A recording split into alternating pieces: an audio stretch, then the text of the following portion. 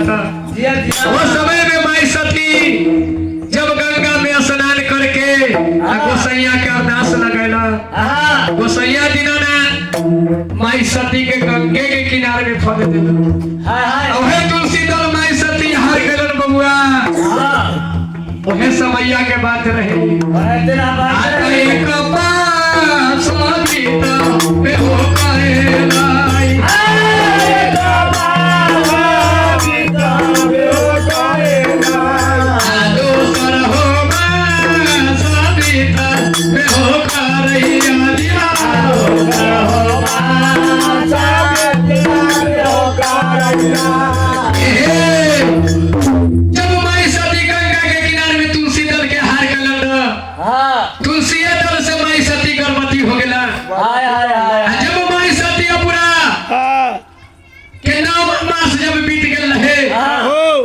माई सती पूरा के देखा शिवा बात हां बसंती के दर्द उखड़लक रे बबुआ आधा रात में अच्छा ये समैया के बात है हाय हाय आता आधा रात आधा ली हो नालाई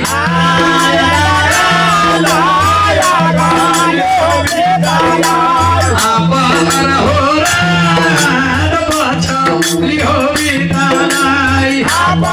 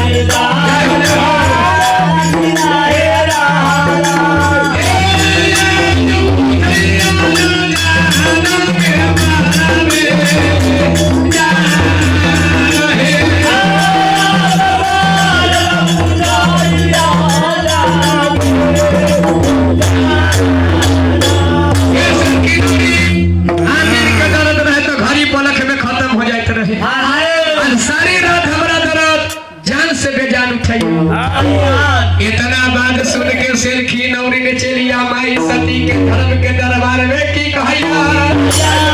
आता मीठे मीठे बोलिए की बोलैया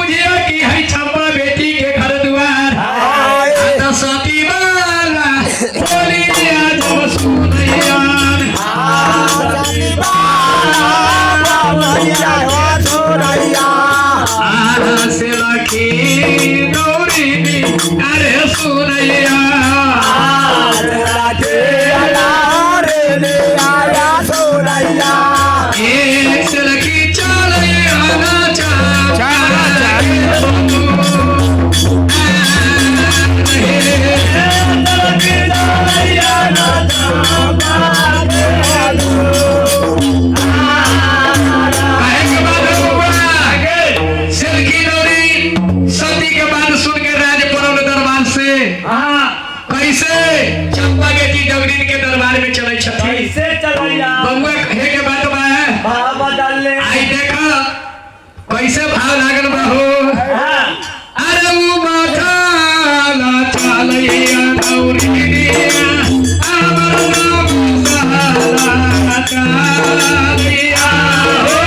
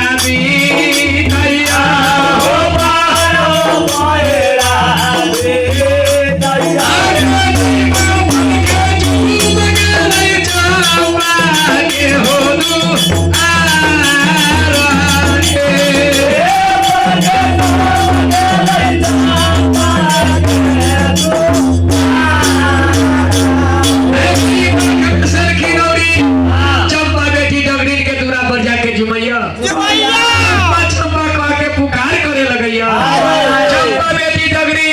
घर द्वार मुनहर से निकल के भैया हर कहैया बबुआ हो अच्छा आगे कहा तोरा अरबा के बहिनिया हो बुआरिया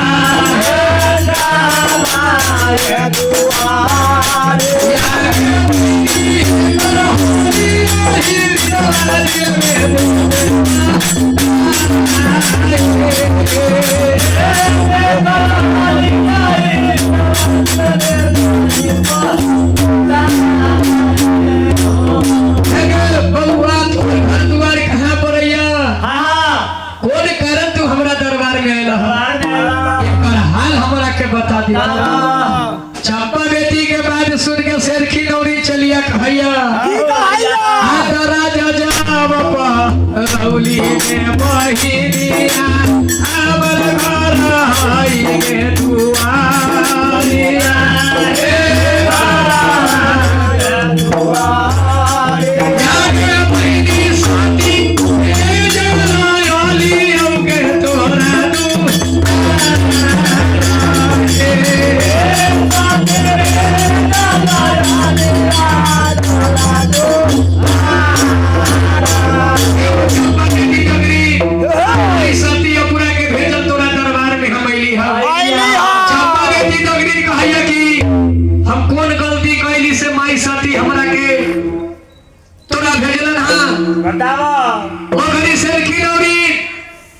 चंपा बेटी डगरी के आगे साथी के पूछ लगे बहिनिया पर साथी के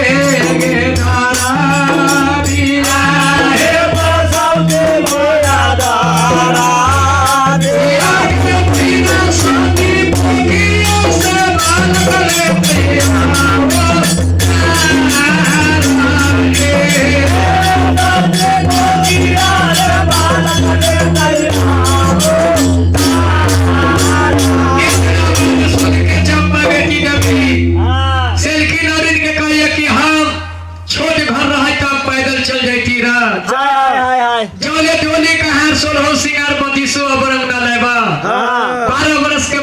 राज परौली में पत्थर पर दूभी उपजे लखा हम ऐसे न जाए वाला हटियाओ शेरखी नौरी चंपा बेटी डगरी के दरबार से आके माई सती के जाके कहिए कि हे माई सती शेरखी नौरी टोली कहार बतीसो अबरन लाया पटोर मंगैया जय हो कहार भाई के दरबार से टोली कहार लेके शेरखी नौरी लाया पटोर बतीसो अबरन लेके आ चलिया चंपा बेटी डगरी सोलह सिंगार करके पच्चीसो रंग करके नागा पटोर पर के डोली में बैठ के कहार भाई चंपा बेटी डगरी लेके भैया कैसे लेके चलिया चंपापुर नगर से कैसे तो मजा चल भैया कहारा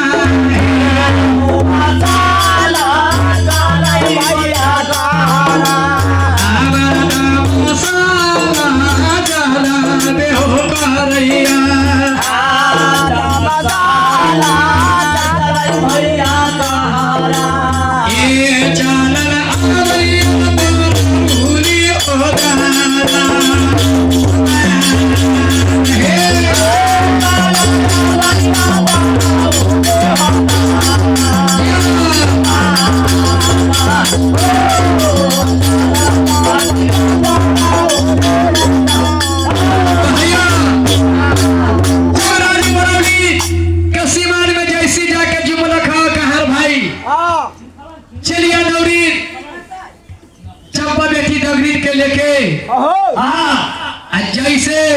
दूरा पर उतर के चंपा बेटी डगरी प्रवेश करे खातिर जैसे दूरा से भीतर घर में चलैया बबुआ हो वैसे बाबू कारिक महाराज के माई सती के कोख से जन्म हो गया कारिक के जा लाबिया हो भेलैरा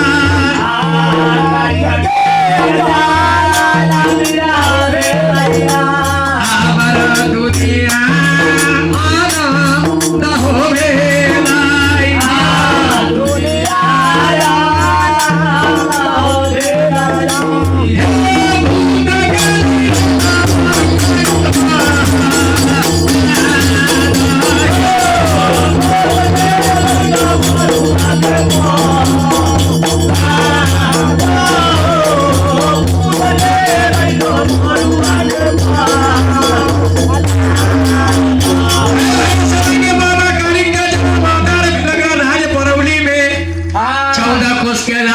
राज कामर हुआ के भूत के लकड़ा दिया पहरा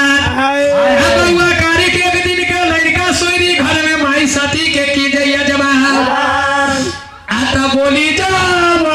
बोलती बाबू कारी कहो दिया बोली जाब बोलती बाबू कारी कहो आ बोलै छी मीठा बोली अरे दही में बोलाई सारा मीठा बोली अरे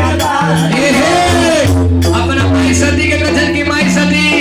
अगर चंपा बेटी डगरी से तू दे छुए तो और दूध के हार न करो क्योंकि जात के नापाक है। अब बाबा कारी सत से गोसैया दीनानाथ के सत से माई के नार पुरे सब अपने कर जाइए जोले बाबा कारी कदर की है माई सती अगर चंपा बेटी डगरी से तू दे छुआ लेबा तो 2500 दूध के हार न करो। माई सती पूरा में विचार कदर की है गोसैया दीनानाथ कि हमरा कोख में तू भूत दूत जन्म और नार दे देलक एक दिन के लड़का सोजी घर में हमरा से जवाब करिए। अच्छा हिया के बात हिया छोरा काली के महाराज के जवाब हो गेल है बबुआ आता जिला बोए साली हमर परैया हमने आलीला बोए साले हमारा बारिया में परैया नाम ना हो आसाराय में पाना